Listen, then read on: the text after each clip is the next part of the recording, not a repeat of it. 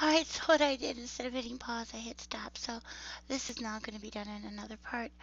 Here is that texture. Well, this is one that I saved before. It's exactly the same. You can see I made the top one color and the sides another color. So what I would do is I would take the image that I want to put on the cake and bring it into GIMP with this template here. And that is this image here. What I did was I stretched this out so that it fit in where the yellow is.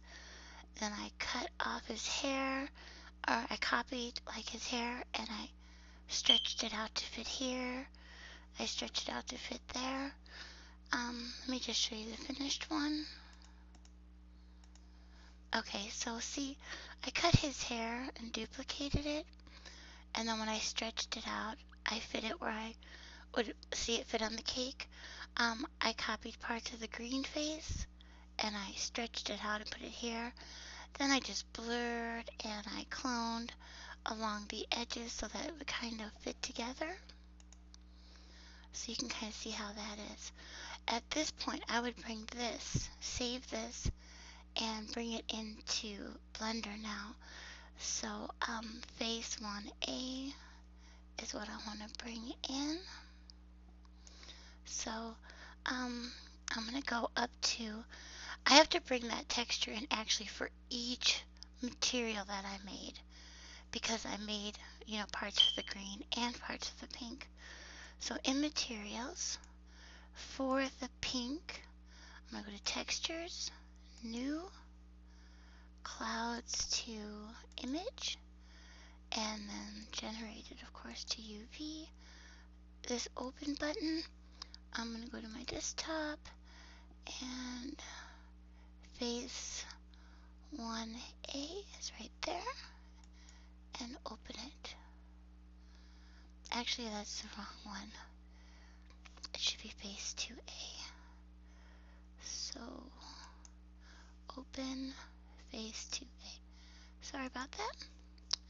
And there, that's the one that I want to use. Now, I have it in here, so when I go to materials again, and this time I choose the green, go to textures, new, clouds, image movie. Here, you'll see, instead of going to open it, I've already got it, so I just hit right there, face 2, and it opens up. Alright, so now I don't really need this open anymore. I'm going to hit N here though, and go into display, and textured.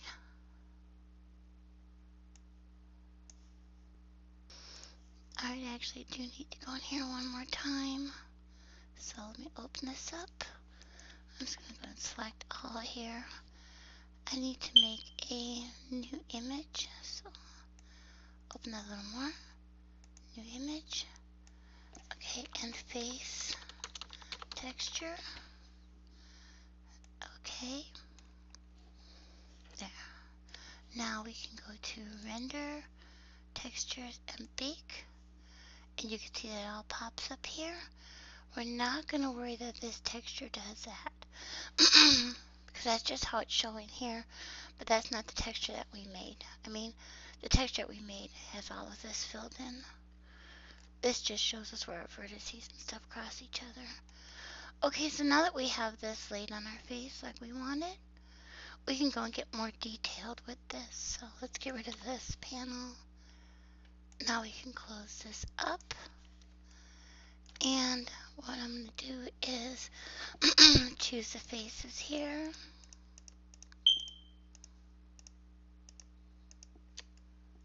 And I don't know, get rid of that one. I guess I could just do L again, it would choose them all, but add all the faces, and I'm going to subdivide them like that. And maybe I would even subdivide them again. And of course, how come I can't find it? There it is. So now I've subdivided them again. Alright, I'm going to deselect everything. And now this is where we can begin to model our stuff. So let's say we want to raise the mouth up, turning the occlude on so that those vertices behind don't show. So now I'm just going to pick vertices select, and now I'm going to start choosing where I want to lift my mouth up from.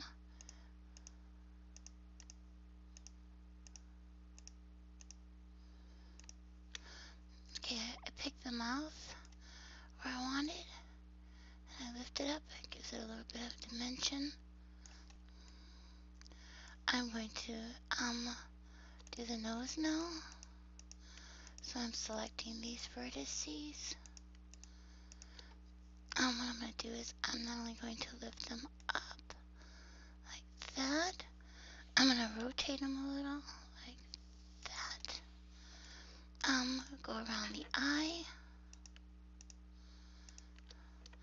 maybe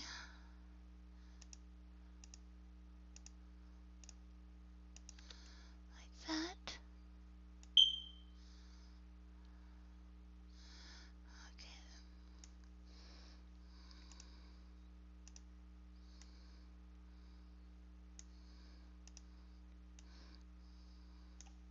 Sometimes you can see where it doesn't make sense to lift them up and make it pointed like that. Maybe just a little bit here. No, we'll leave it like that. And that's because of the creasing that we did at the beginning. If you want to, you don't have to crease it as much on the inner faces here, or the inner edges, and then you'll get a softer effect in the pull. Pick the eyebrow up.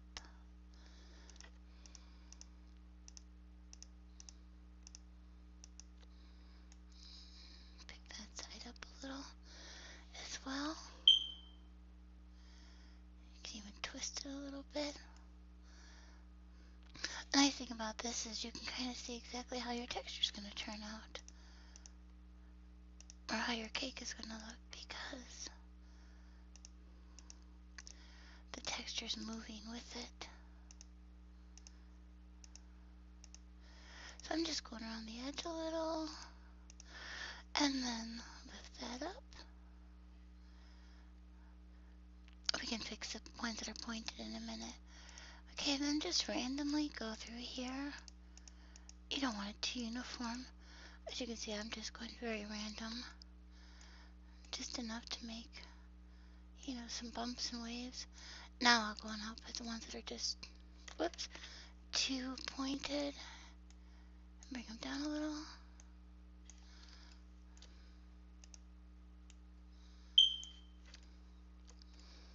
Not too bad.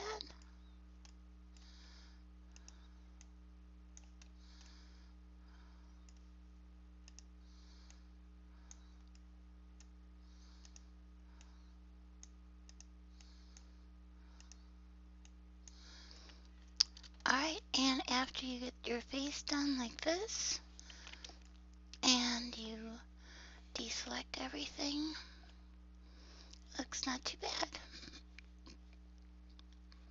So go into object mode and render, big scope map, okay. And when this disappears, you'll know that this was baked.